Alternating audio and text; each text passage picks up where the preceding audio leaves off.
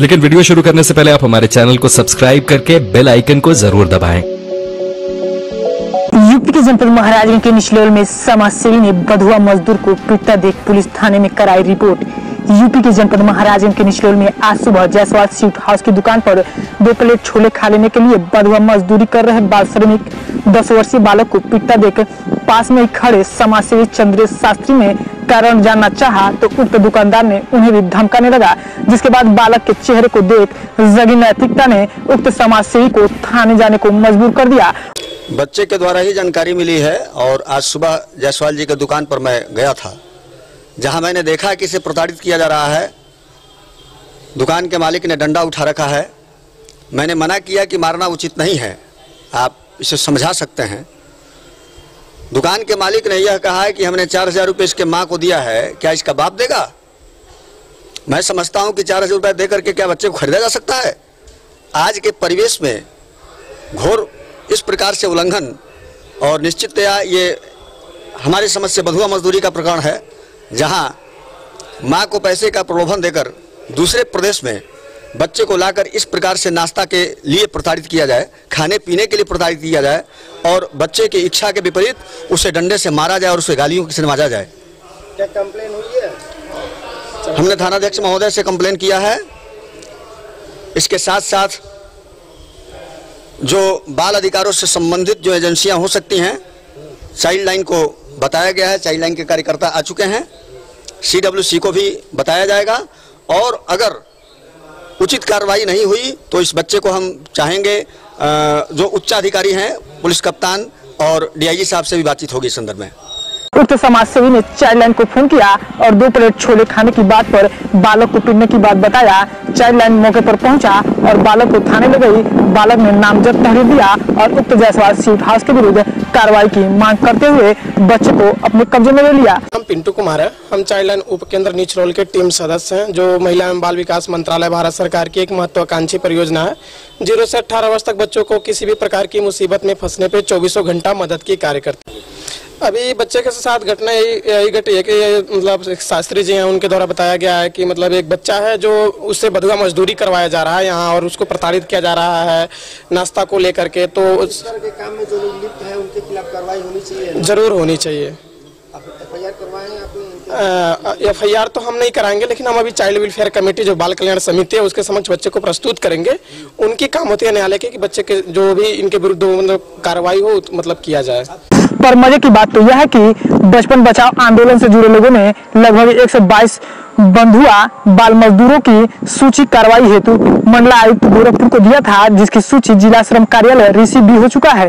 बावजूद इसके भी अभी तक कोई रेस्क्यू अथवा कार्रवाई नहीं हो सकी है। इस बाबत बचपन बचाओ अभियान के जिला संयोजक ने कहा कि बाल श्रम से बात हुआ है, जल्द ही कार्रवाई का आश्वासन दिया गया है। बचपन बचाओ आंदोलन का जिला स्तरीय का सदस्य हूँ और मेरी टीम बचपन बचाओ आंदोलन की महाराजगंज जिले में 120 बच्चों की लिस्ट भेज चुकी है।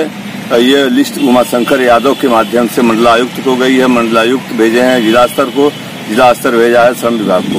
लेकिन अब तक जब से लिस्ट दी गई है तब से कोई इस पर आला अफसर उसके कानों में तेल डाल कर बैठे हुए हैं और कोई कार्रवाई नहीं कर रहे हैं। और एक दिन बाल श्रम विभाग वाले बुला रहे थे उमाशंकर जी को, तो उनकी तबीयत खराब होने के नाते वो आ न सके, लेकिन आएंगे तो हम लोग सब जाकर के उनसे वार्ता करेंगे और इसके खिलाफ सख्त कार्रवाई करने का अनुरोध करेंगे। जिले में हर चाय पान की दुकान पर बाल श्रमिकों से काम कराया जा रहा है, जबकि श्रम विभाग हाथी का दांत बनकर महाराजगंज में रह गया है।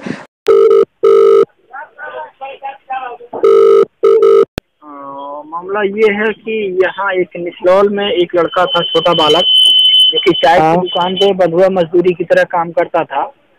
हाँ, तो दुकानदार के द्वारा उसको बहुत बुरी तरीके से पीटा गया है। हाँ, और यह पूरा मामला एक समाजसेवी ने देखा वहाँ पे। अब उन्होंने क्या किया कि बच्चे को लेकर के तुरंत थाने गए और रिपोर्ट दर्ज करवाया। हाँ, बस इसी मामले पे आपका 200 बाइट चाहिए था।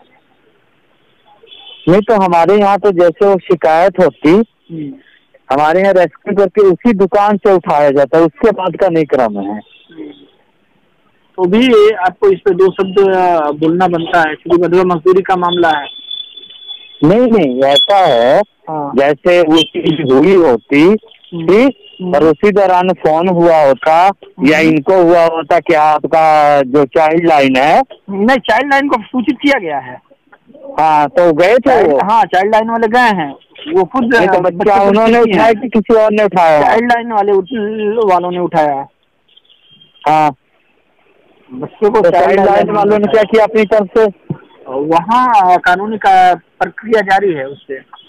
हाँ, हमारे यहाँ से ये होता है जब भी रेस्क्यू किया जाता है ठीक, तो रेस्क्यू के माध्यम से बच्चा उठाया जाता है। अच्छा, आपके कार्यालय को तकरीबन 122 बंधुआ बाल श्रमिकों की सूची जो है रिसीव कराई गई थी, जो कि मंडलायुक्त गोरखपुर को भी दिया गया है संभवतः। वो दिया गया है, उसमें चिन्हांकन का प्रोसेस शुरू हो रहा है। बचपन बचाओ आंदोलन उनके द्वारा दिया गया है। हाँ, बचपन बचाओ आंदोलन से जुड़े हर जगह उनके द्वारा दिया गया है। हाँ, 122 बंधुआ बाल श्रमिकों की सूची मंडलायुक्त गोरखपुर को दिया गया था। हाँ, जिसमें आपके कार्यालय को भी उसकी रिसीविंग कराई गई है। रिसीविंग नहीं, उन्होंने भेजा है सदर को ठीक, सदर SDO को, फिर उनके द्वारा ही आगे का क्रम शुरू होना है। इसी बीच में 25 सितंबर को सेंट्रल गवर्नमेंट से एक सम्मेलन हुआ है गोरखपुर में मंडलायुक्त की अध्यक्षता में। उसमें कानून पे चर्चा की गई है। हमारे यहाँ से बच्चे को जब किया जाता तो एक चालान काटा जाता है। ठीक, चालान के चलते सिर्फ एक जुर्माना दुकानदार बता है और उसके बाद छूट जाता है और बच्चे का कुछ नहीं होता है। तो इसी के ऊपर एक नया कानून आया, वो अभी लागू होगा। उसमें ये है कि दुकानदार के साथ साथ बच्चे के माँ बाप को भी पनिश किया जाए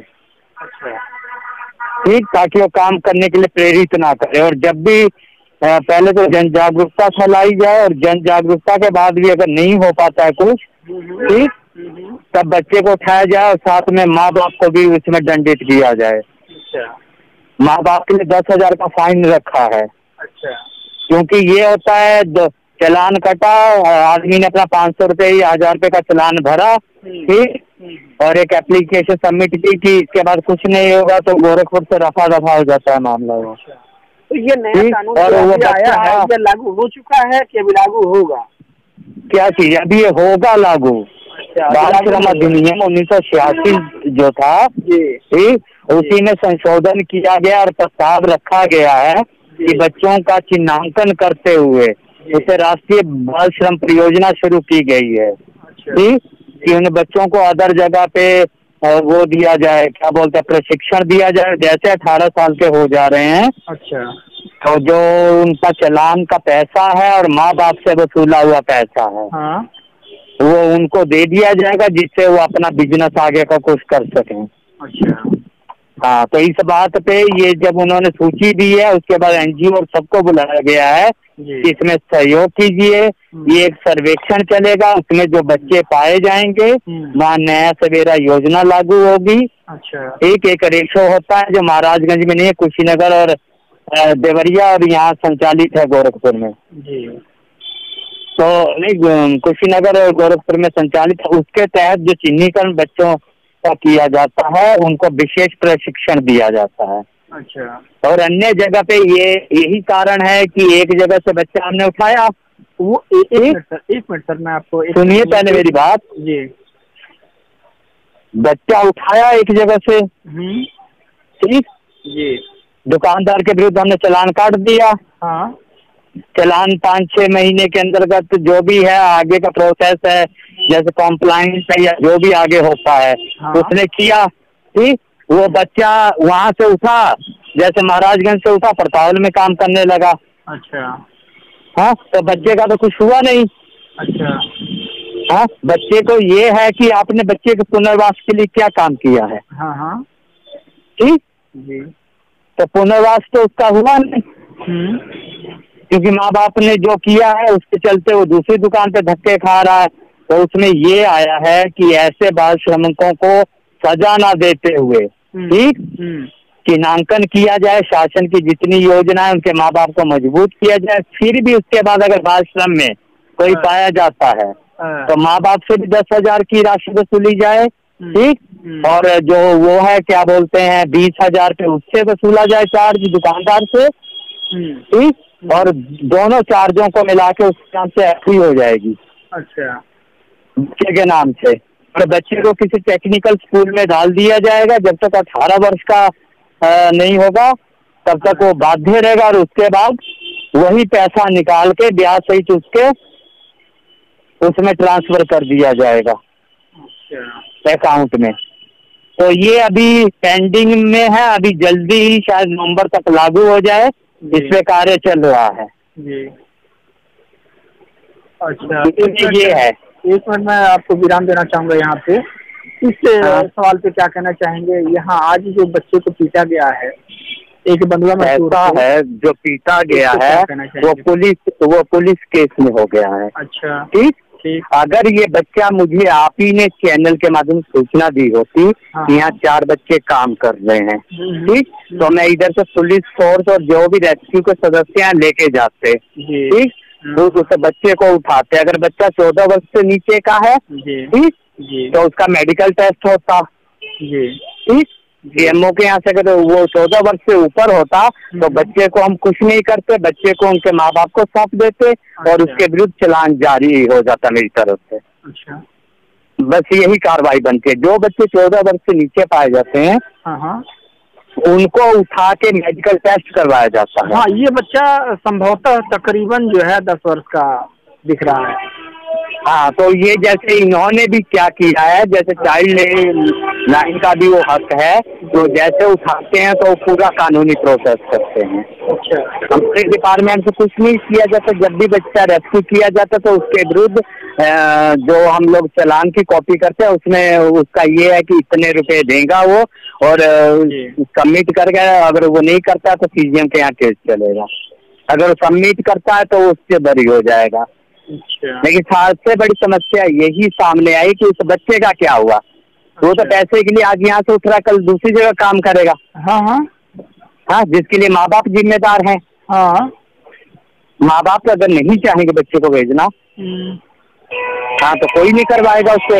हाँ, कहीं ना कहीं उनकी परिस्थिति जो है अभी कुछ ऐसी बन जाती है। तो उसी परिस्थिति को चेंज करना, बच्चे की परिस्थिति को चेंज करना है जी, ताकि ये काम ना हो सके। चलिए ठीक है बॉस, ओके। जनपद महाराजगंज के निचलौल से मोहम्मद आरिफ, बदरे आलम की रिपोर्ट।